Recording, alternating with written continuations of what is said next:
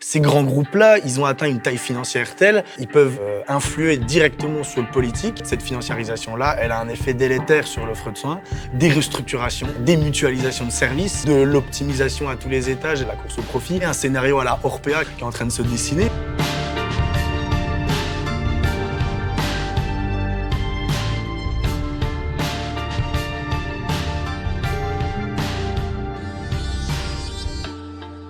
Salut, je suis Gauthier Messnier, je suis journaliste. Je viens de réaliser une enquête sur les cliniques privées, notamment leur financiarisation, et sur ses liens avec la Macronie. Donc les cliniques privées, c'est 1100 cliniques réparties sur le territoire national. Ils sont dirigés par un syndicat de représentants qui s'appelle la Fédération de l'hospitalisation privée, dirigé par Lamine Garbi. Ce qu'il faut savoir, c'est que le secteur, il s'est beaucoup concentré et financiarisé depuis, disons, une dizaine d'années. Depuis 2014, on a vu des grands groupes de cliniques racheter en réalité des petites structures. Et on a vu aux alentours de 2015-2016, des grands groupes émerger. Aujourd'hui, 50% des cliniques privées sont détenues, trustées en réalité par quatre grands groupes qui sont Ramsay Général de Santé, 2,5 milliards de chiffre d'affaires, Elsan, 2 milliards de chiffre d'affaires. On peut aussi compter Vivalto dedans, 650 millions de chiffre d'affaires, et également Almaviva. Donc voilà, ces 4 grands groupes qui trustent aujourd'hui 50% des cliniques privées réunies sous la bannière de la Fédération de l'hospitalisation privée dirigée par Lamine Garbi. En réalité, en fait, on voit que ces grands groupes sont adossés à des fonds d'investissement, qu'ils soient français ou américains ou koweïtiens. Ce secteur-là, c'est 16 milliards de chiffre d'affaires. Ce secteur-là attise en fait les appétits des fonds d'investissement financiers. Tout ceci dans une indifférence médiatique particulièrement frappante.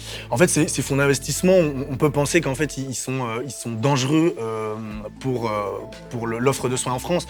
C'est-à-dire que quand on voit des acteurs comme KKR, l'un des plus importants fonds d'investissement américains qui gère 470 milliards d'actifs à travers la planète, qui s'est taillé une triste réputation capitalistique aux États-Unis, on les appelle les barbares, les fondateurs de KKR. Pour eux, c'est la prédation économique comme marque de fabrique, c'est-à-dire qu'ils rachètent des entreprises via de l'endettement, une technique de LBO, ils restructurent, ils mutualisent, ils tapent dans la masse salariale pour en réalité revendre ces entreprises en empochant généralement une coquette de plus-value. Le secteur des cliniques privées, avant, en fait, c'était un marché assez morcelé, c'est-à-dire qu'en fait, c'est un marché dirigé par, disons, des petites structures de cliniques, dirigées par des médecins, avec une gestion plutôt familiale, etc.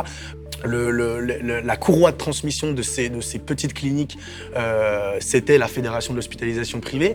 Sauf qu'en fait, depuis une dizaine d'années, en fait, le marché il s'est financiarisé. Il y a eu des énormes fonds d'investissement qui ont investi dans ce secteur-là. Ces grands groupes-là, ils ont atteint une taille financière telle qu'en fait, ils peuvent influer directement sur le politique et n'ont même plus besoin de la Fédération de l'hospitalisation privée pour représenter leurs intérêts. C'est-à-dire que Elsan, Ramsay Santé, Vivalto, Almaviva, en fait, sont en discussion permanente avec le ministère de la Santé.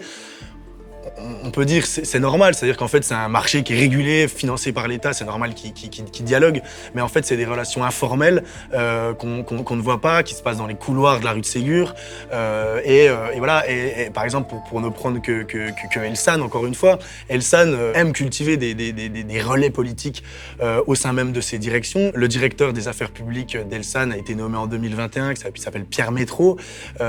C'est un énarque, promotion au-dessus d'Emmanuel Macron. Il est sorti en 2002. Il a officié en tant que chef de cabinet du ministère de l'économie de Pierre Moscovici entre 2012 et 2014, aux côtés d'un certain Alexis Kohler, qui est le bras droit indéfectible d'Emmanuel Macron, aux côtés de Mormons de la Macronie, on peut dire ça, Julien de Normandie, Cédric O.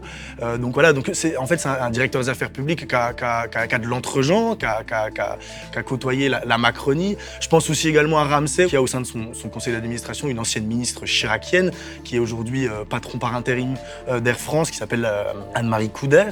On peut également noter au sein du conseil d'administration, encore une fois, de Ramsay, la présence de Valérie Hortefeux, l'ex-femme de Brice Hortefeux, bras droit de Nicolas Sarkozy, qui elle-même siège au conseil d'administration de Mediobanca. Mediobanca, c'est une banque spécialisée dans les fusions-acquisitions, une banque italienne qui est elle-même extrêmement proche des réseaux macronistes.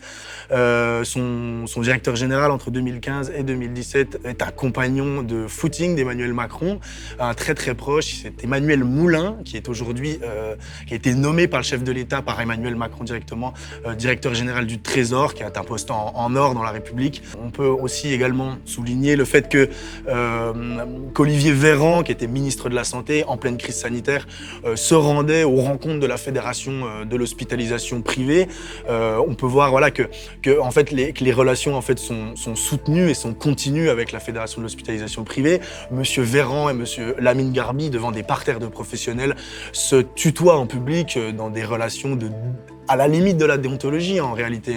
On va aborder, tu le sais, tous les sujets de la profession, mais avant peut-être revenir aux 2 années que nous avons passées et cette relation qui a été entre nous, si je puis avoir cette expression familière, qui a été fusionnelle.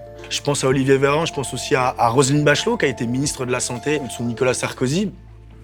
Roselyne Bachelot, qui en 2016 se rend aux rencontres de la FHP. Et là, on peut voir aussi également que Madame Bachelot se rappelle aux relations exquises qu'elle entretenait avec la FHP. Chère Lamine, je ne suis pas là pour jouer retour vers le passé.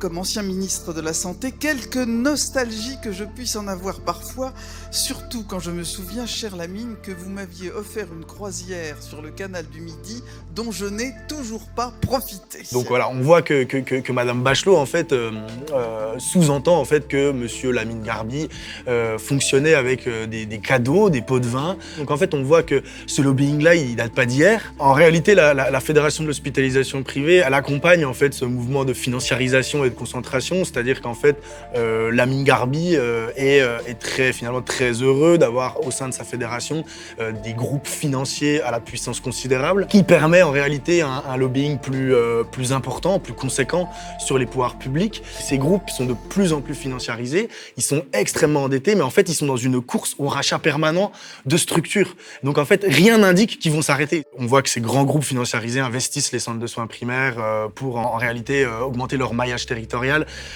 et après en fait flécher les patients disons dans des cliniques privées Ramsay. En début de l'année, Ramsay Santé a décidé de racheter 7 centres de soins primaires de la Croix-Rouge, donc des centres de soins primaires en Île-de-France essentiellement, peu rentables en réalité. En fait, c'était la confrontation de 2 mondes, c'est-à-dire la Croix-Rouge d'un côté qui a un tropisme un peu disons humanitaire et Ramsay Santé qui est un grand groupe de cliniques privées, etc., but lucratif, commercial, etc.